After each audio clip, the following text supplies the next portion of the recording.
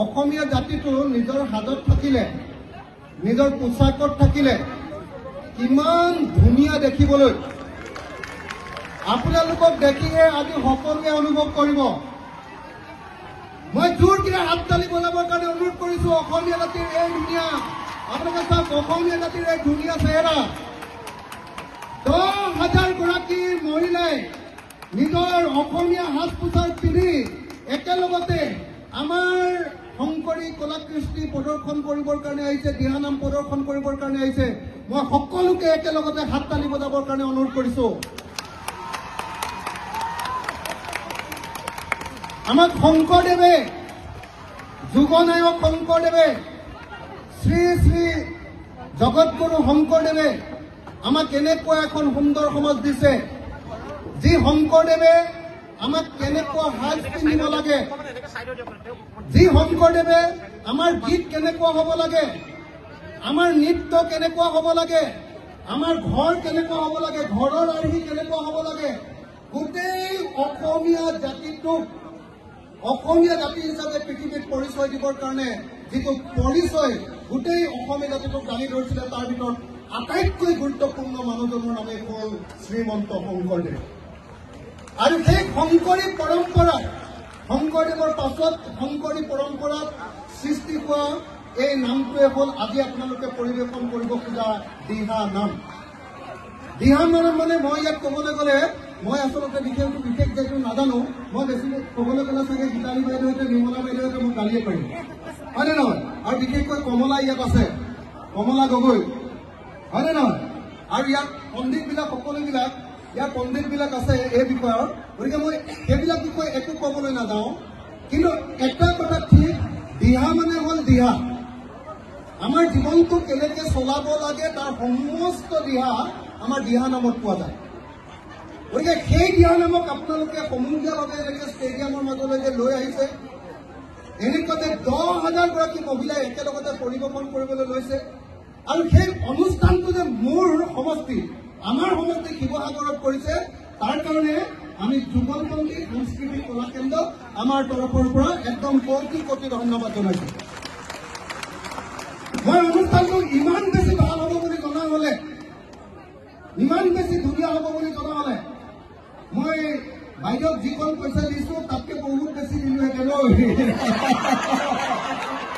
ইয়ালৈ আহিয়ে মই দেখিছো মানুহটোৱে ভালকে পানী খাবলৈ পোৱা নাই।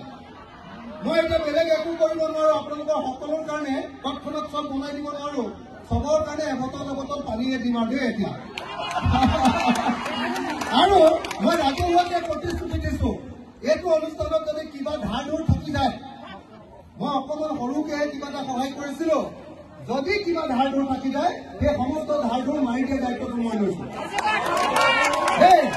মানে ইমান ধুনীয়া অনুষ্ঠান হ'ব বুলি মই ভবা নাছিলো।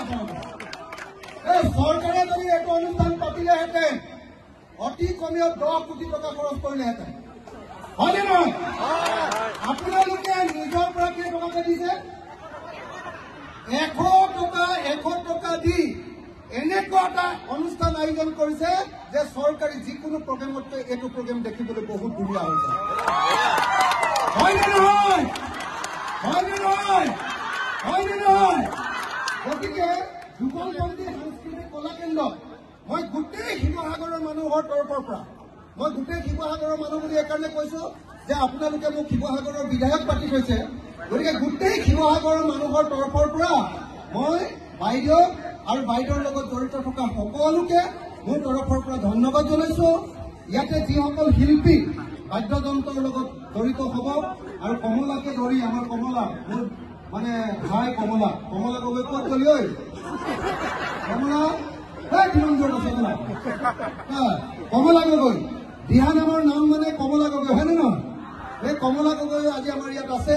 গতিকে মই সকলোকে শিৱসাগৰবাসী হৈ মই এটা সেৱা ল'ব খোজো। ইয়াতে মঞ্চতে লওঁনে তাতে গৈ লওঁ, সেইডোখৰত গৈ এটা সেৱা লৈ মোৰ বক্তব্য শেষ। আপোনালোকৰ সকলোৰে সন্মুখত এটা খালী সেৱা লওঁ, ৰাইজৰ মাজলৈ আগলৈ গৈ সেৱা শেষ। কমলা, সকলোৱে কমলাৰ কাৰণে এটা হাত চাপৰি দিয়ক। গোটেই অসমতে দিহানাম পৰিৱেশন কৰি দিহানাম নামক একদম জনপ্ৰিয় কৰি ৰাখিছে, হয়নে নহয়? তো গতিকে মই সকলোকে ধন্যবাদ জনালো। আৰু এতিয়া মই এটা দীঘলকে আপোনালোকৰ সন্মুখত সেৱা ল'ব খোজো আপোনালোকৰ সন্মুখত যিসকলে আমাৰ অসমীয়া জাতীয় সংস্কৃতি ৰক্ষা কৰি আছে সত্ৰীয়া সংস্কৃতি ৰক্ষা কৰি আছে আপোনালোকৰ সন্মুখত এটা সেৱালৈ মই মোৰ বক্তব্য সামৰণি মাৰিব খুজিছো আকৌ বাইদেউ কৰো যদি কিবা ধাৰ থাকি যায় ডাইৰেক্টলি মোৰ ঘৰলৈ যাব আৰু মই ৰাজহুৱাকে প্ৰতিশ্ৰুতি দিছো যদি নিদিওঁ তেতিয়াহ'লে মোক একদম ধৰিব আৰু আপোনালোকৰ কাৰণে এতিয়া তৎক্ষণাত একো কৰিব নোৱাৰো অকল খালি এবটল পানী পঠিয়াই দিম আৰু তেনেকে একো কৰিব নোৱাৰো দেই সকলোকে একদম নহয় তালৈকে থকা সকলোকে ধন্যবাদ আৰু কৃতজ্ঞতা জনাইছো আমাৰ সমষ্টিবাসী ৰাইজৰ তৰফৰ ধন্যবাদ জয় আই অসম জয় আই অসম জয় আই অসম জয় গুৰু শংকৰ জয় গুৰু শংকৰ জয় গুৰু